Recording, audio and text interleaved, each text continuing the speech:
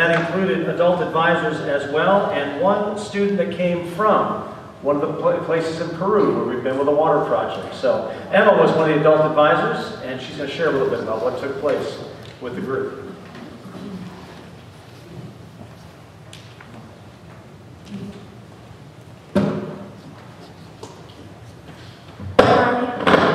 I'm Emma Randalls. I'm from Claremont Presbyterian Church, and this isn't a travel log or anything. This is kind of more what I thought about Triennium.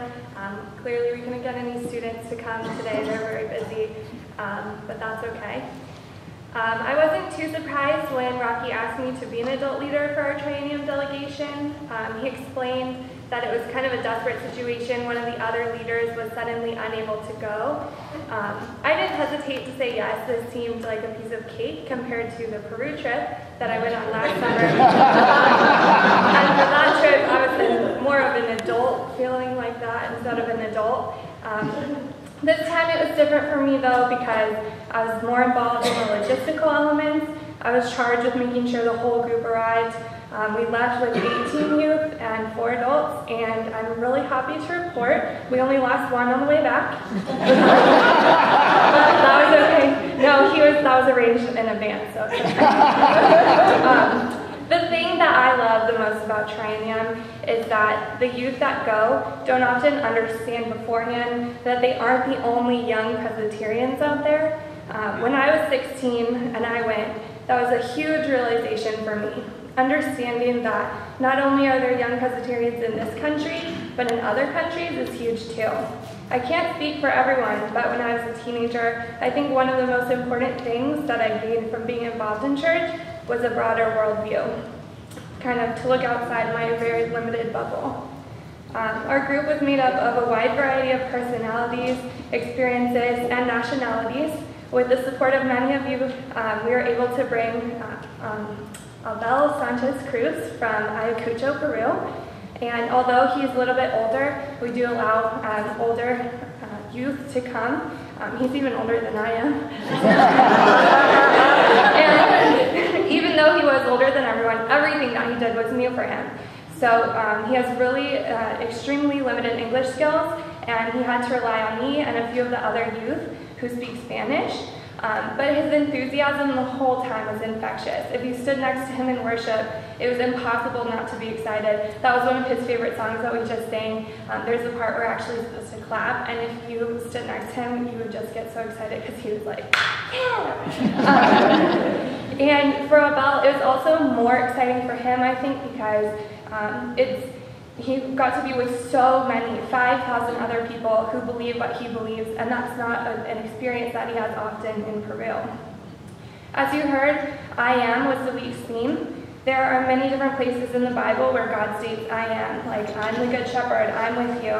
It was also an invitation to explore who we are as followers of God. As a young adult, this really resonated with me. I recently graduated from college, so I'm trying to figure out exactly who I am and where I'm going.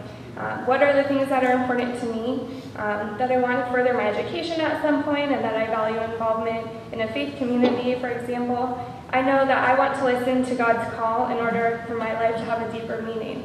At Triennium, one of the most valuable things for me was the independent small group session called Identity Groups. I went to the session about our denomination's Young Adult, or YAV program. YAVing has been on my radar for a while, ever since Rocky came to our church.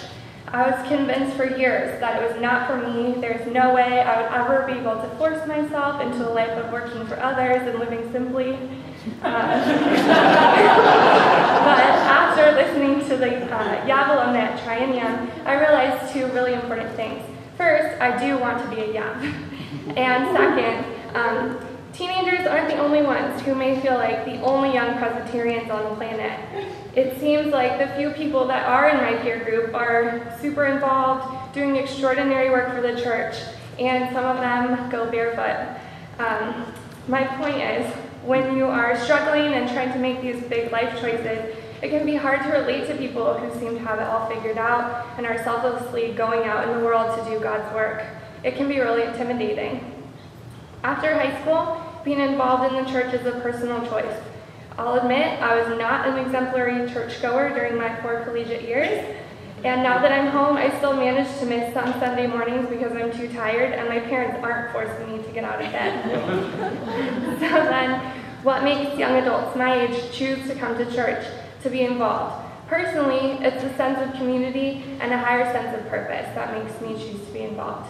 Maybe I don't make it on Sunday morning, but I will be there on Wednesday playing with junior high kids or taking teenagers to Indiana or Peru.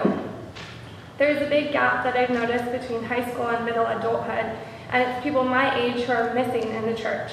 A lot of them don't want to live in a place like Tucson, Arizona for a year and take on border issues. Probably most of them don't want to do that. But maybe more of them want to play with junior high kids or help cook a community meal on a Friday afternoon. I think we have to make the church more approachable to people who aren't being forced to go by their parents. And I don't mean tweeting the sermon or making worship 15 minutes long. I think the key is to offer opportunities to be involved in ways that are interesting, to make us feel like we're all adults with valuable opinions, like I had the opportunity to do as an adult leader to Triennium. But also remember that we aren't all there yet. A lot of us still go to bed late, wake up late. We don't have mortgages or children or PhDs. And we might not come to church every Sunday morning because we're tired. I want to thank the people at my church and in this presbytery, especially Rocky, for constantly giving me opportunities that push me a little, interest me a lot, and make me feel valuable in the church. Going to Triennium as an adult leader is just one of the ways that I'm growing in faith and making connections with the Presbyterian Church that are likely to last a lifetime. I just wish there were a few more people my age who felt the same way. After almost 10 years of experience, I've been a young person in the church for 10 years, I know that our presbytery does great things for young people. More than ever, there are opportunities to get to know peers from other churches, make more and stronger connections, and participate in service to others. This gives me so much hope for people my age in the church. Our presbytery has so much to offer, and not just with programming and tangible opportunities like that. The small connections that each one of you make in your daily lives with youth and young adults are far-reaching. Maybe you ask them to lead something, or for their opinion on something. Maybe it's just getting coffee for an hour. It might seem small, but every time someone asks me about something or gives me an opportunity, it's one more thing that ties me to the church. Eventually, I'm going to be so attached that being involved will hardly be a choice I need to make anymore, and I might even wake up every Sunday. Thank you so much.